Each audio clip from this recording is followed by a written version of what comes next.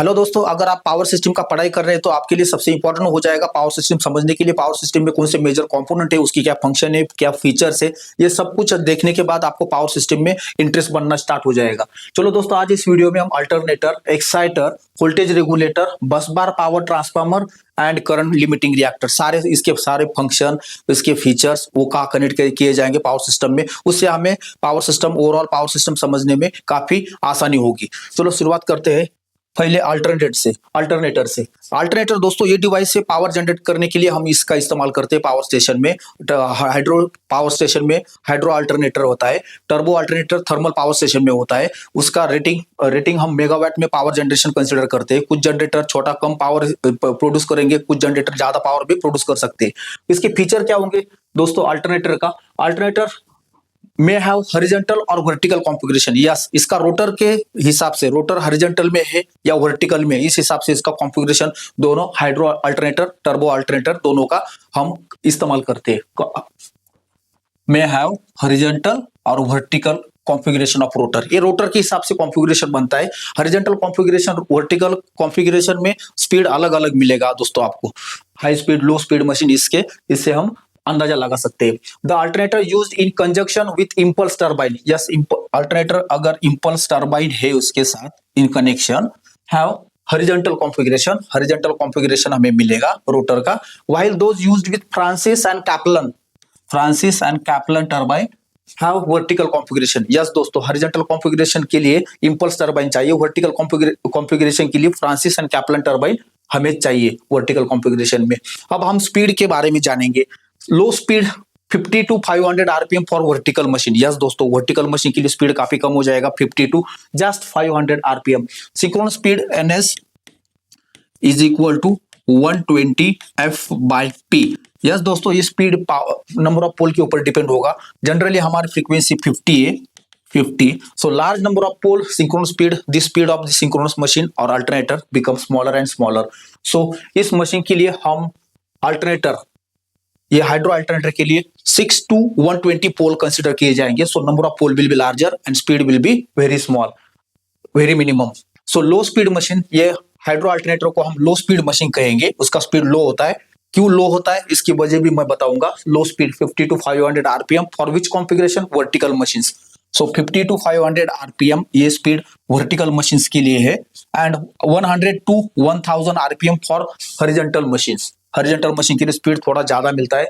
When rotor configuration is in horizontal, 100 to 1000 RPM speed is possible, horizontal machine is applicable. Protection against runaway speed is require. Protection against, because ये hydro, ये water का इस्तेमाल करके हम energy बनाती है, इसलिए इसको प्रोटेक्शन देना चाहिए। Protection against runaway speed to be provided, means इसके ऊपर स्पीड जाना नहीं चाहिए। ये 50 to 500, 50 to 500, 100 to 1000 इसके ऊपर स्पीड नहीं जाना चाहिए। द मशीन्स में हैव लार्ज डायमीटर। यस दोस्तों, इसका स्पीड क्यों कम है, इसका आंसर यहाँ है large diameter. This machine have large diameter, so rotor rotation by default it run at minimum speed because of large diameter and small length. ये important rotor कहा जाएगा अल्टरनेटर के लिए। The machines are usually of salient pole, या salient pole construction होता है rotor का। Type and number of pole varies from 6 to 120। या 6 to 120 ये पोल रहेंगे। ज्यादा पोल यानी सिंक्रोनस स्पीड कम हो जाएगा, ये आपको याद रखना है। Synchronous speed always depends proportional to frequency, but we have 50 hertz frequency, while number of pole is variable. Number of pole you can choose minimum pole, then speed will be larger. Maximum number of pole you choose, that instant you will get synchronous speed very larger. So ये हो गया सबसे important. ये इससे हमें पता चलता है number of pole and synchronous speed का रिलेशनशिप क्या है। So we got machines are usually salient pole and number of poles varies between 6 to 120. These machines should be capable of supplying heavy charging current. क्यों दोस्तों, ये machine reactive power क्यों generate करना चाहिए? Because ये hydro power station always located from last distance from the load centre, so that it must produce reactive power to supply this charging current. So this machine must have capability to produce some sufficient amount of reactive lagging power, so that large distance the transmission line will be efficient for transferring the power to the load end. Because of distance, this is condition capable of supplying heavy charging current, means reactive power. Since machines are located at located at far distance from the load center, and this hydropower station there is large difference distance, so that reactive power it should generate. The machines are usually air cooled. Yes, small rating machines are air cooled. Such machines are built in sizes varying from 0.5 megawatt to over 1000 megawatt. Yes, hydro alternator have this generation 0.5 megawatt to just limited 1000 megawatt, while turbo alternator they generate more power up to 1500 megawatt. So this is unit, this is various different features, diameter of rotor, large diameter, small length, इस हिसाब से ये speed का हमने alternator का, hydro alternator का हमने कुछ समरी और कुछ इंपॉर्टेंट फीचर निकाले। अभी हम टर्बो अल्टरनेटर के थर्मल स्टेशन के अल्टरनेटर के बारे में जानेंगे। The alternator employed in steam power plant, steam means thermal, ये हो गया, हम हीट कोल को हीट करके हम जो स्टीम बनाएंगे उससे हम रोटर को घुमाएंगे, उसको हम स्टीम पावर प्लांट और थर्मल पावर स्टेशन कहेंगे। यहाँ रोटर को हम टर्बो अल्टरनेटर कहेंगे। थर्मल स्टेशन में जो भी अल्टरनेटर इस्तेमाल होता है उसको टर्बो अल्टरनेटर हम कहेंगे। Power plant have the following features. Yes, अभी इसमें स्पीड ज्यादा रहेगा, speed important, very once again remember the equation, synchronous speed of alternator और synchronous generator equal to 120 F by P. P is number of pole. Number of pole, in this case poles are only 2 or 4, so that two speed possible, 3000 rpm or 1500 rpm. If you put P equal to 2, P equal to 4, so that you will get 3000 1500 rpm for 50 hertz frequency. Frequency we will keep again 50 hertz. So this is, we got first important feature we got for turbo alternator, thermal station alternator, where speed is possible 3000 rpm or 1500 rpm for 50 hertz frequency. So speed is ज्यादा है, सो rotor का configuration, rotor का भी diameter कम होगा और length ज्यादा होगा, 5 times diameter of the rotor. So machines have cylindrical rotor. Yes, this machines have cylindrical rotor and diameter is minimum, wound usually for 2 poles और 4 pole। यस, इस machine में thermal station के alternator में poles, number of poles 2 और 4 होंगे, even पोल पकड़े जाएंगे। The machines have small diameter. Yes, ये स्मॉल डायमीटर की वजह से ज्यादा स्पीड मिल रहा है, 3000 और 1500 small diameter of the rotor, and long length, and length is 5 times the diameter. Length we should consider 5 times the diameter of the rotor. The short circuit ratio around 0.6. The machines are air cooled. Small size machines are air cooled, and medium and large size machines are hydrogen cooled. Yes, hydrogen cool is implemented. This is very effective to cool down the machines in relatively short time. The machines are air cooled in case of small sizes and hydrogen cooled in case of medium and large sizes. So air cooling and hydrogen cooling is effective. Such machines are built in sizes varying from 10 megawatt over 1005 megawatt. Yes, Washington, this is plant available in USA. In India, some generator 1200 megawatt generation still going on in thermal station. One highest generation is possible 1500 megawatt till now. So this is range of generation 10 megawatt to over 1500 megawatt. So most of thermal station is active in India because more power generation is possible 10 megawatt to 1500 megawatt. So this is दोस्तों सारे feature मैंने आपके सामने बताया, rotor का कैसा होगा thermal station में और हाइड्रो स्टेशन में, दोनों अल्टरनेटर का हमने कंपैरिजन किया। सिलिंड्रिकल रोटर होता है, एक जगह नॉन सिलेंट पोल रोटर होगा, दूसरी जगह नॉन सिलेंट पोल रोटर होगा। डायमीटर रोटर का कम ज्यादा होने से स्पीड के ऊपर इफेक्ट होता है, और नंबर ऑफ पोल आगे हमें स्पीड, सिंक्रोनस स्पीड बताते हैं मशीन का, उस हिसाब से हम पावर जनरेट करेंगे 10 मेगावाट टू 1500 मेगावाट। ये था मेरा अल्टरनेटर के ऊपर इंपॉर्टेंट फीचर्स ऑफ अल्टरनेटर। दोस्तों मेरा सेकंड डिवाइस है एक्साइटर। दोस्तों एक्साइटर की बिना पावर सिस्टम में अल्टरनेटर पावर जनरेट नहीं कर सकते, लोड डिमांड फुलफिल नहीं कर सकते दोस्तों, ये सबसे इंपॉर्टेंट है। चलो देखते हैं एक्साइटर क्या होता है। The excitation system is required to provide necessary field current to the rotor winding of the synchronous machine. Yes दोस्तों, इसका काम एक ही है, मैग्नेटिक फील्ड जनरेट के लिए, स्ट्रॉन्ग बनाने के लिए, स्ट्रॉन्गर मैग्नेटिक फील्ड प्रोड्यूस करने के लिए कुछ फील्ड वाइंडिंग में, सिंक्रोनस जनरेटर के फील्ड वाइंडिंग में एक्सटर्नल डीसी करंट सप्लाई करना चाहिए। So excitation system is required to provide the necessary field current to the rotor winding, field current to the rotor winding of the synchronous machine. Synchronous machine means alternator which run at constant speed. We call synchronous machines. First मैं आपको फर्क समझाऊंगा. Synchronous machine यानी there are multiple generators in power station. All machines the speed are tie up means one machine speed up, other machine should also speed up. सबका speed एक साथ चाहिए, सबका तभी हमें फ्रीक्वेंसी कॉमन मिलेगी, नॉमिनल फ्रीक्वेंसी मिलेगी 50 हर्ट्ज और सबका वोल्टेज भी हमें नॉमिनल कॉमन मिलेगा. 11 केवी जनरेशन है, सब जनरेटर ने 11 केवी जनरेट करना चाहिए. ये इसलिए सिंक्रोनिज्म वर्ड काफी इंपॉर्टेंट है, काफी काम का है, because all alternator must run in synchronism with each other, otherwise there will be different frequency voltage generated. So they control system such case avoid such generator or disconnect such generator where variation found. Okay, so synchronism is required, important thing in case of power system. Generator must run in synchronism with each other so that constant power generation is possible along with constant voltage and frequency also. So synchronism generator should not lose the synchronism. Lose means what? Some generator may go out of the system directly if they lose the synchronism. Means speeding up and speeding down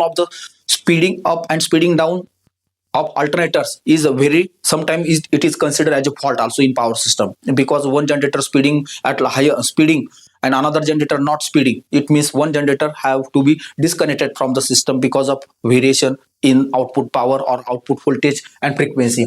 So this is very important necessary device. Without this device we cannot never generate. Generation of active power and reactive power is almost impossible for the alternator. So exciter is very necessary. Each alternator should be provided with the support of the exciter. In common single alternator, sometime in centralized system, exciters are one or more exciters are connected. The availability of excitation at all time is necessary. All time excitation should be connected to the synchronous machine or synchronous generator. The loss of excitation, yes, ये important point होगा हमारा. Loss of excitation, अगर normal operating condition में अगर excitation loose हो गया तो क्या हो सकता है, मैं आपके सामने रखूंगा. The loss of excitation of one unit, एक ही यूनिट एक्साइटेशन खो दिया, खराब हो गया, सपोज खराब हो गया on the bus, result in a more serious disturbance than the resulting from dropping the alternators. Yes, one by one alternators start dropping from the system. So remaining output power generation become minimum. Output power generated by alternator become minimum because excitation sometime remove the generator from the system. So dropping the alternator from the bus, as the remaining unit must not only pick up the load, because load is now constant but generator is unavailable. Some of the generator is disconnected or not in synchronism with the other. So pick up the load, drop, but supply large reactive current drawn by the unexcited alternator. Yes, without excitation if is not there, this will not generate reactive power. So voltage will drop, terminal voltage of alternator will drop. The main requirement of excitation system, yes, reliability. हमें continuity of supply चाहिए. Reliability is major important term. Reliability means continuity of supply. So reliability under all operating condition, under all conditions, operating conditions should be considered of the service.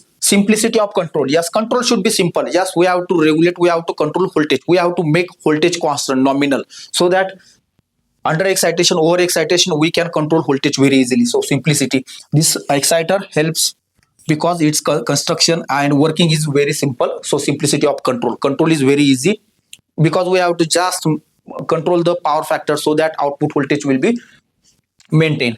Ease of maintenance. Yes, इसमें maintenance कम चाहिए. Stability and high transient response, ये भी important requirement होगा excitation system का.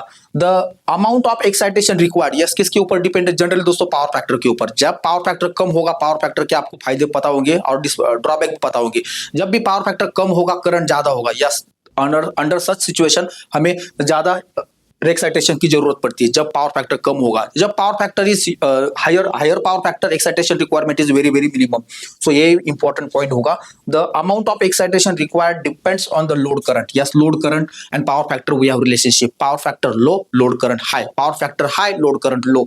सो load current, load power factor, second factor and power factor and speed of the machine. Yes, power factor low, machine speed will be minimum. Power factor high, machine speed will be higher. The larger the load current, lower the speed and lagging power factor.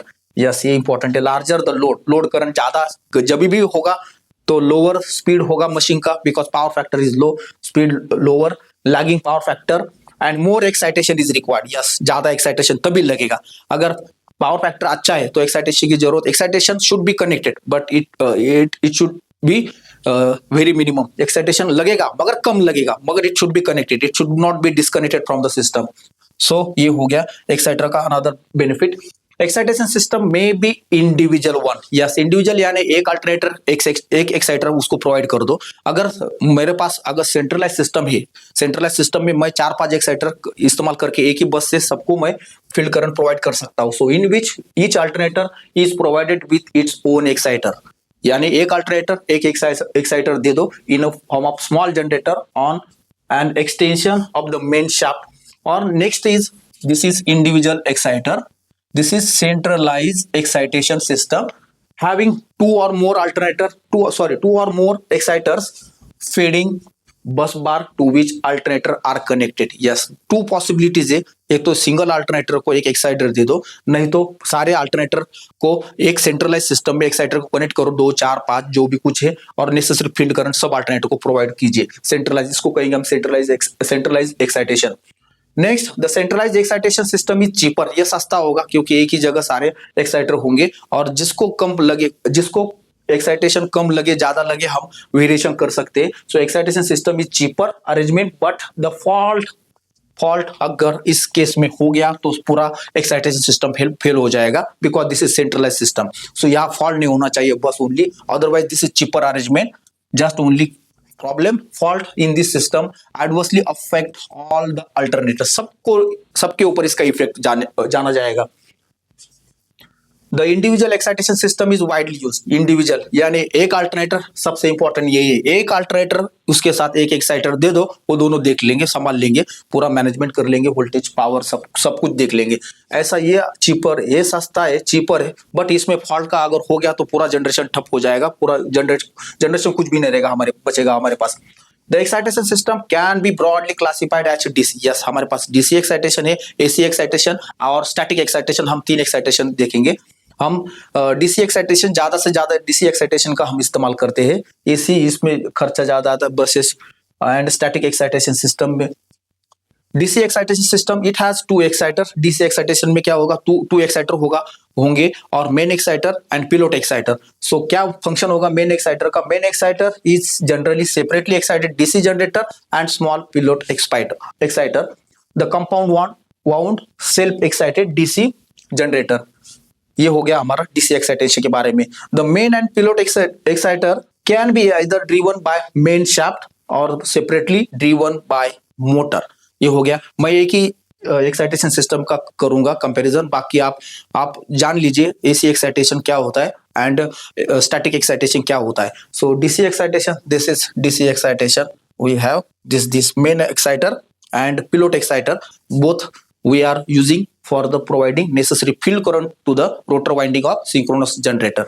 So ये हो गया मेरा exciter. सो हमने exciter के बारे में जान लिया। Exciter is very important. Without exciter power generation is very difficult, because we want to control the full voltage, we have to follow the load, because load is not constant. So whenever variation comes on the load, that is that the terminal voltage changes for the alternator. So fulfill these changes in the voltage, we vary the excitation in some range such that the voltage become nominal or constant. This is called excitation system. So this is very important. Without exciter should not run the any alternator. Each alternator must be provided with excitation system, otherwise synchronism is not possible. Excitation fail means synchronism, alternator may lose synchronism, they will not in synchronism with the other alternator. So some generate power at some other frequency, other alternator generate power at other frequency. So this will happen. And control system, our control system is very strong. Such uneven frequency, they remove some certain generators which is under different frequency power generation. तो ये था मेरा exciter के बारे में, काफी helpful features हमने पढ़े। दोस्तों अगला डिवाइस हम जानेंगे वोल्टेज रेगुलेटर। दोस्तों ये सबसे इंपॉर्टेंट, इसके सबसे इंपॉर्टेंट डिवाइस ये भी, उसका फंक्शन है control of system voltage with in prescribed limit. Yes, every alternator in power system must be provided with automatic voltage regulator like exciter. This is also important because we want nominal common constant voltage. Okay, so limit voltage should not change plus minus 1 और 2%, 3%, इसके ज्यादा percent में change नहीं होना चाहिए voltage, हमें constant voltage चाहिए, तब भी synchronism is possible. So along with exciter is compulsory, each exciter is provided for each alternator. Like this exciter voltage regulator also important. Every alternator in modern power plant is provided with an automatic voltage regulator which perform some important function. Yes, पहले काम इस voltage regulator का होगा voltage को in range में रखना, इन particular जो voltage है हमारा जनरेशन का, सपोज 11 केवी, इस जनरेशन 11 केवी को हम 11 KV suppose 33 KV, in India generation voltage 11 KV कहा जाता है, 33 केवी कहा जाता है, बस इसके ऊपर जनरेशन नहीं करते हम, और सब जनरेटर का वोल्टेज हम जो भी होगा कॉमन हम कंबाइन करके बस और ट्रांसफार्मर से इंक्रीज करके हम ट्रांसमिशन लाइन से पास करते हैं। तो पहला हो गया, इस वोल्टेज रेगुलेटर ने पहला काम क्या करना चाहिए, वोल्टेज रेगुलेटर ने पहला काम वोल्टेज को इन लिमिट रखना चाहिए, sending signal to the exciter and varying excitation system alternator will respond and will generate the power according to the load. So इससे हमें वोल्टेज कांस्टेंट रखने में मदद होगी। सो प्रिस्क्राइब लिमिट वोल्टेज चाहिए। The proper division of reactive power, yes proper division, reactive power generation by each alternator should be proper, okay, should not over generate, because reactive power and power factor is very important. When lagging power factor, low power factor is there, circuit or system demand more reactive power. In such cases power losses will be larger, because low power factor, high current always flow through the system, so power losses increases in terms of reactive power also. So important, this is proper division of reactive power between alternators operating in parallel. Yes, many alternators there are in power station, they are connected in parallel. So proper division of reactive power is possible when we have voltage regulator. Next, prevention of dangerous over voltages. Yes, over voltages कब आते दोस्तों, suppose कुछ बड़ा load, बड़ा size का motor है, उसको suddenly disconnect कर दिया, स्विच ऑफ कर दिया फ्रॉम पावर सिस्टम से, यस ओवर वोल्टेजेस जनरेट हो जाएंगी। Capacitor bank switching, yes capacitor bank switching in and out, over voltages always seen. So power, the prevention of dangerous over voltages on the occurrence of sudden loss of load on the power system. Yes, इसका भी हमें protection मिलेगा voltage regulator से। Increase of excitation under system fault condition, yes fault हो गया तो excitation को हम इंक्रीज कर सकते हैं, बढ़ा सकते हैं, और ज्यादा से ज्यादा सिंक्रोनाइजिंग पावर ले सकते हैं, और हम कुछ जनरेटरों का सिंक्रोनिज्म टूटने से बचा सकते हैं। So increase of excitation under system fault condition so that maximum synchronising power will be available exist at the time of clearance of fault clear तो हो जाएगा because of operation of circuit breaker. So maximum synchronizing power will be available when voltage regulator are available, that they send signal to the exciter and excitation system work, and they provide certain support for the alternator to generate the certain power to prevent loss of synchronism. Yes, घुमा फिरा के बात loss of synchronism पे आती है। Synchronism में ही चाहिए alternator, नहीं तो लोड फिक्स है मगर एक एक अल्टरनेटर सिस्टम से बाहर जा रहा है, ऐसा नहीं चलेगा।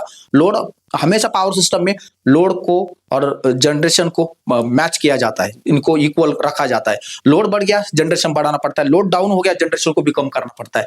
सो synchronism is very important. All generator they must work in synchronism. So to avoid the loss of synchronism the voltage regulator and exciter works. So voltage regulator का यहाँ भी function है, exciter also help in this situation. It helps to prevent loss of synchronism. Yes, they keep all alternators in synchronism. They speed up and speed down simultaneously. So frequency, voltages, power generation, it will be nominal and common. So ये थे सारे important features voltage regulator के। हमने जान लिया voltage regulator कहाँ इस्तेमाल होता है। यस, जनरेटिंग स्टेशन में इसका फंक्शन है, not anywhere, only generating station में अल्टरनेटर का वोल्टेज मॉनिटर करने के लिए और कंट्रोल करने के लिए within prescribed limit by sending signal to the exciter device काम करता है, फंक्शन करता है। यस दोस्तों, अगला device busbar. Busbar is a conducting material but it has larger size thickness over the current carrying conductor. Yes, अभी busbar के बारे में हम कुछ इंपॉर्टेंट जानेंगे।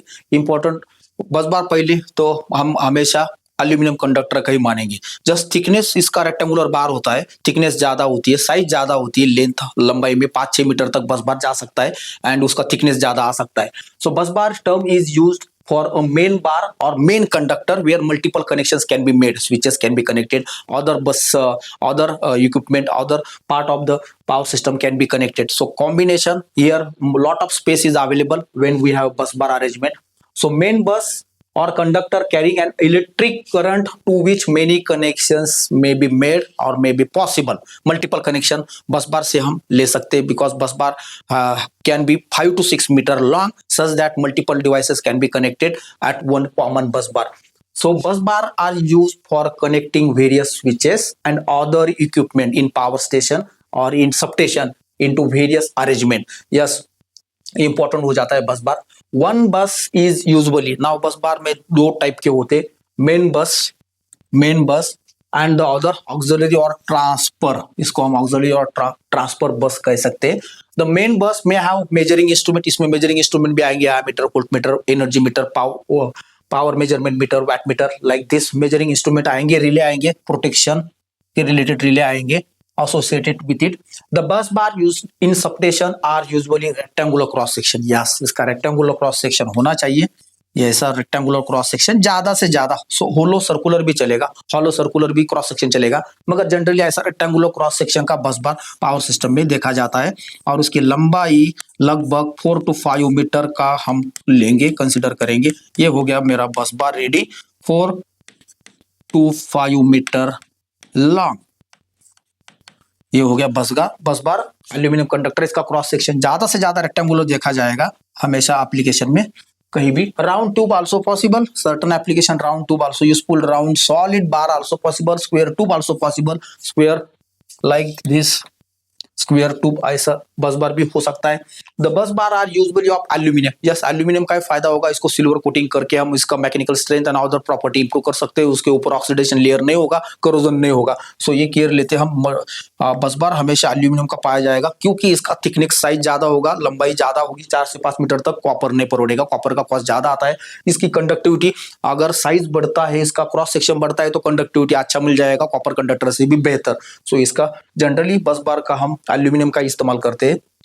For proper reliable electrical connection aluminium buses are coated with silver. या silver का coating किया जाता है, सिल्वर का कोटिंग किया जाता है ज्यादा से ज्यादा, क्योंकि because this bus bar operate in at normal atmospheric conditions, so there are chances when air come in contact with metal there is always oxidation layer form over this and it increase the resistance of that particular part section. So this silver coating is required for bus bar and so it look like silver color in, but generally the material is aluminum. The most common sizes, yes, bus bar का size, इसकी thickness and length. So the most common size of the bus bar 14 to 4 means कितना हो mm, 160 mm square हो जाएगा. ऐसा मैं बस बना सकता हूँ बस बार. 14 to 5 mm 200 mm square हो जाएगा. 15 to 5 mm 250 mm square हो जाएगा. 15 to 6 mm 300 mm स्क्वायर हो जाएगा. यस दोस्तों, depending on the current you can increase the size of the bus bar, ये क्या thickness of the bus bar, so that it will carry sufficiently safely large amount of current. Depending on current the size is chosen, size is selected. Kindly remember this important point. मैंने कुछ sizes यहाँ पता है आपको, 40 bye 14 to 4 14 to 5. असल में ये कम current के लिए, ज्यादा करंट के लिए इसका साइज और बढ़ता है.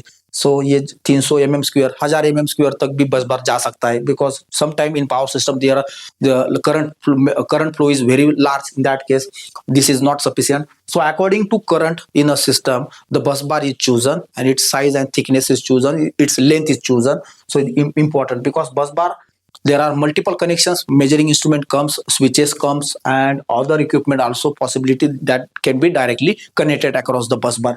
So this bus bar have this common configuration for low voltage to medium voltage and certain high voltage application. When current is large, that instant in power system, the sizes could go for bus bar 1000 mm square also. इतना भी size हो सकता है बस बार का.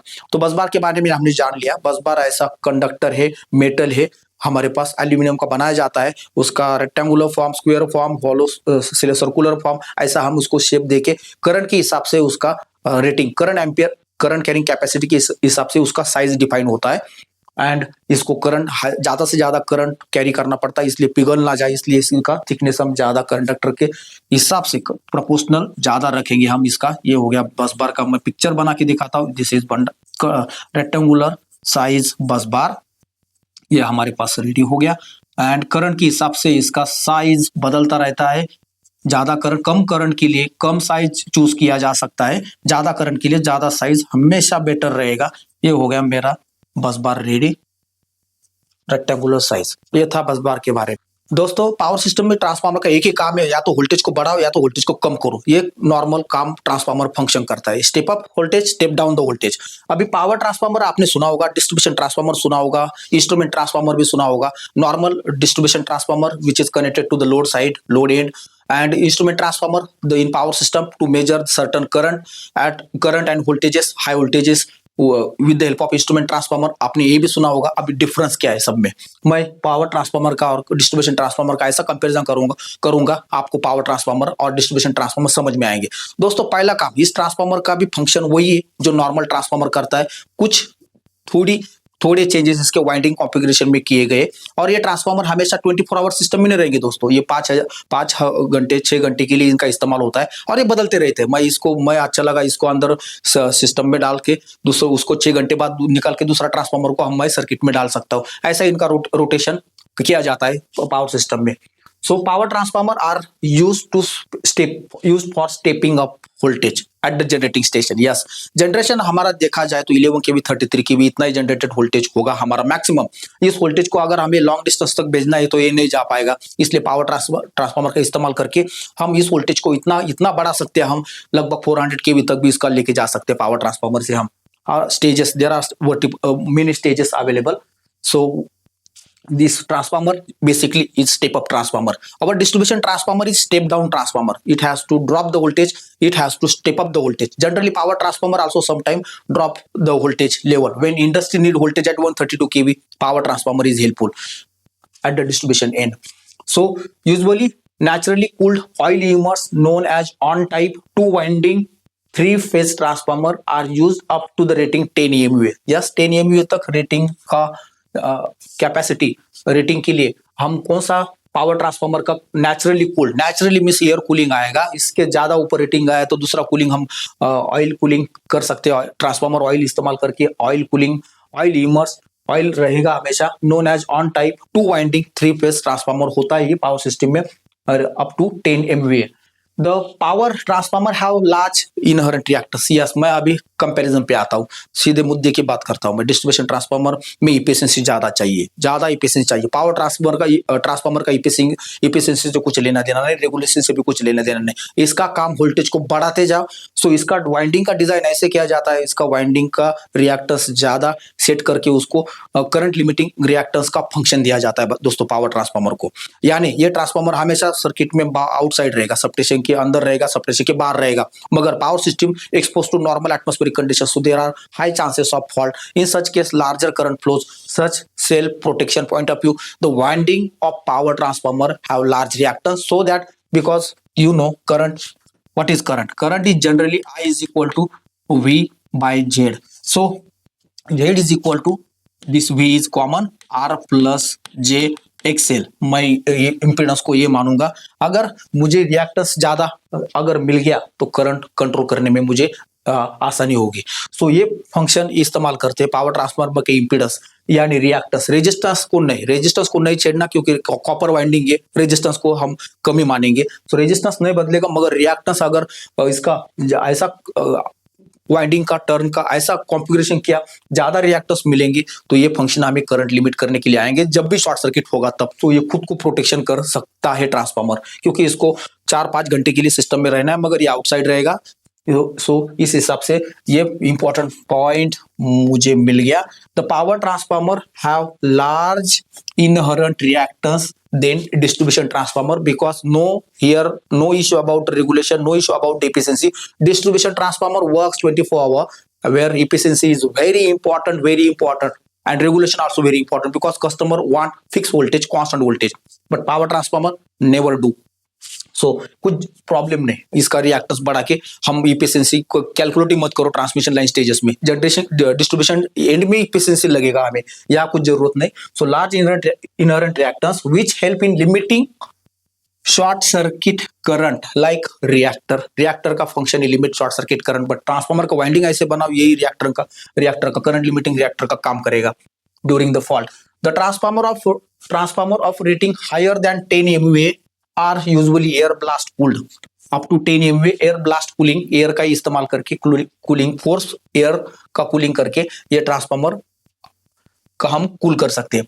For every high rating forced oil water cooling also possible, air blast cooling also possible, should be used for transformer, because cooling, when transformer heat is generated inside, certain medium to cool down the internal heat is required, otherwise there is high forces and high stresses comes on the transformer insulation as well as winding also, so short circuit possibility comes, so cooling arrangement should be properly provided. And next important point, the duty, the routine, the one transformer work for 6 hours, it should be replaced by another transformer for next 6 hours, so that their health will be very better in power system. For regulating voltage, transformer are provided with on load tap changer. Yes, regulation, voltage regulation भी हम इससे control करते हैं by providing on load tap changer. Power transformer आप put in service for relatively short duration, yes 5 घंटे 6 घंटे के लिए एक ट्रांसफार्मर डाल दो, अगले 5 घंटे के लिए निकाल दो, दूसरे को शिफ्ट कर दो, ऐसा चेंजिंग चलता है पावर सिस्टम में, बिकॉज ये रेल ट्रैक के हिसाब से उसको इन आउट कर सकते हैं, वेरी आसानी से कर सकते हैं, लाइक कैपेसिटर बैंक, इन कैपेसिटर में हम कैपेसिटर डाल सकते हैं, कभी भी निकाल सकते हैं, ये ट्रांसफार्मर का फंक्शन भी हम 4-5 घंटे बाद इसको रिमूव कर सकते हैं सिस्टम से, दूसरे को डाल सकते हैं, ऐसा हम कर सकते हैं, इतना अलाउड है। So power transformer are put in service for relatively short duration and they are switch in and out in bank, yes 1 2 sometime single power single phase transformer, ऐसा हम 3 पावर ट्रांसफार्मर लेके हम 3 फेज सप्लाई का transformer बना सकते हैं, नहीं तो कॉमन एक ही ट्रांसफार्मर में 3 फेज सप्लाई और 2 प्राइमरी सेकेंडरी वाइंडिंग, और ट्रांसफार्मर में 2 ही वाइंडिंग होगी नॉर्मल ट्रांसफार्मर की तरह, जस्ट इसका कंस्ट्रक्शन डिजाइन थोड़ा अलग बनाया गया है यार। इफिशिएंसी रेगुलेशन को कुछ टेंशन लेना नहीं है, इफिशिएंसी रेगुलेशन का इसका रिएक्टेंस ज्यादा बनाओ, ये ऑटोमेटिकली पावर ट्रांसफार्मर कहलाएगा, और डिस्ट्रीब्यूशन ट्रांसफार्मर इफिशिएंसी ज्यादा चाहिए तो इसका ख्याल रखा जाता है, ये उसको 24 घंटे काम करना है, इफिशिएंसी रेगुलेशन के हिसाब से उसका ये रिएक्टेंस कम किया जाता है एंड उसका करंट कम करके हम लॉसेस कम कर सकते हैं और इफिशिएंसी को बढ़ा सकते हैं। मगर ये ट्रांसफार्मर में ये रिएक्टेंस ज्यादा होगा, ये करंट लिमिटिंग का काम ज्यादा करेगा, इफिशिएंसी का कुछ यहाँ मैटर नहीं। सो पावर ट्रांसफार्मर डिस्ट्रीब्यूशन ट्रांसफार्मर ये फंक्शन होगा, ये इंपॉर्टेंट फीचर आप पावर ट्रांसफार्मर के बारे में जान लीजिए। ये ट्रांसफार्मर का फंक्शन ये स्टेप अप भी करेगा, उसको रिवर्स कनेक्ट करो, ये स्टेप डाउन भी कर सकता है, ये नॉर्मल ट्रांसफार्मर की तरह ही है। लेकिन एक पॉइंट मैंने यहाँ कहा, रिएक्टेंस, यस ये करंट लिमिटिंग का फंक्शन काम करेगा, करंट लिमिट कर सकता है शॉर्ट सर्किट का करंट, ये डिफरेंस हो गया पावर ट्रांसफार्मर डिस्ट्रीब्यूशन ट्रांसफार्मर में। हेलो दोस्तों, ये भी करंट लिमिटिंग रिएक्टर, ये भी काफी काम का डिवाइस है, इसका जरूरत जब भी शॉर्ट सर्किट होगा करंट को लिमिट करने के लिए होता है। सो दोस्तों क्या होगा ये करंट लिमिटिंग रिएक्टर, रिएक्टर का मतलब पहले आप समझ गए ना, रिएक्टर इज अ कॉइल, मैं निकालता हूं, this is reactor coil, yes like inductor this is coil, but इसका कनेक्शन कॉन्फ़िगरेशन ऐसा किया जाता है, इसका डिजाइन ऐसा किया जाता है, this coil gives small resistance and large inductance, yes resistance is small, inductance is very large, the coil have very large inductance,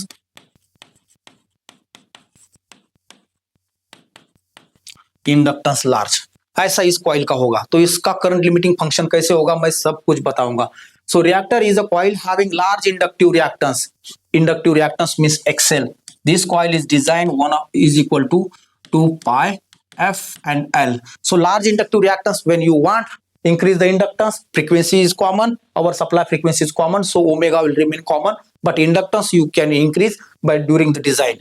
So inductance of this coil, if you keep larger inductive reactance, I will get greater inductive reactance in the comparison to its ohmic resistance. Yes, resistance मैं इसका copper conductor है, resistance को कम resistance आए copper conductor के लिए, जो भी transformer में कॉइल में आता है, वाइंडिंग में आता है, सेम यहाँ रेजिस्टेंस भी सेम ही मिलेगा, कम ही मिलेगा, बिकॉज ये winding made from copper conductor, so resistance is small, but this coil is design to have a large inductance, so inductive reactance is large. अभी इससे करंट कैसे लिमिट होगा, ये भी आपको क्वेश्चन आया होगा आपके मन में।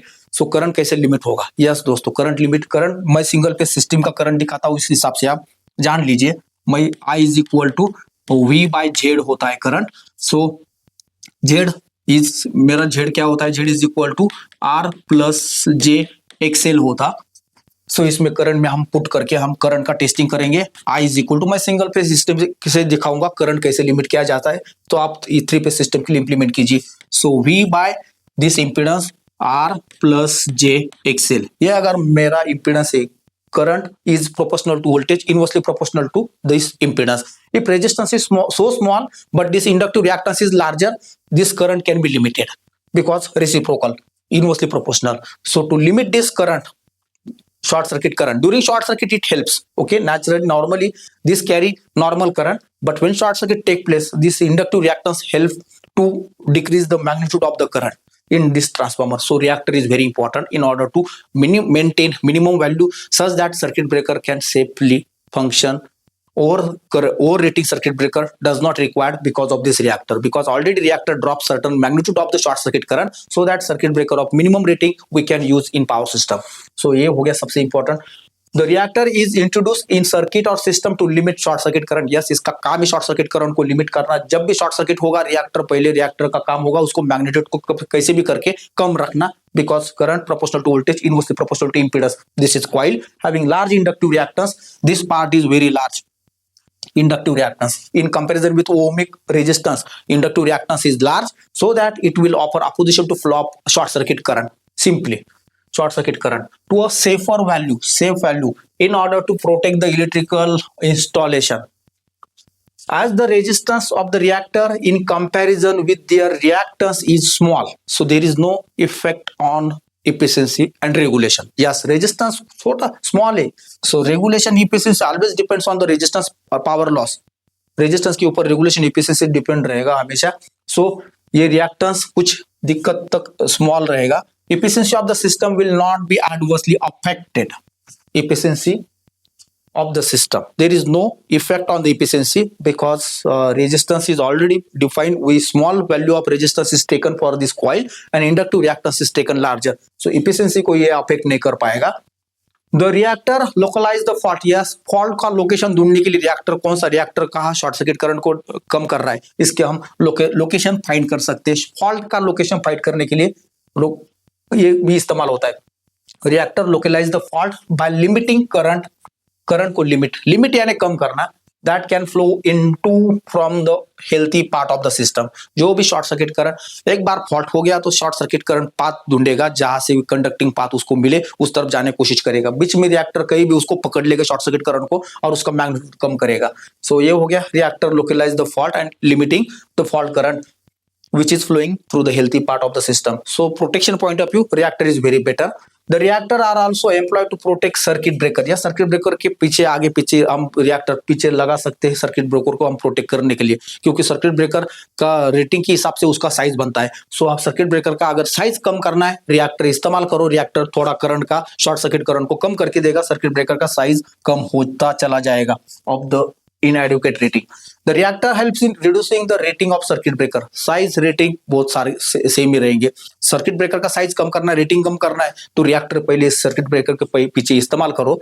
उससे कुछ हद तक करंट को कंट्रोल किया जा सकता है और सर्किट ब्रेकर का रेटिंग बाय डिफॉल्ट हम कम कर सकते हैं.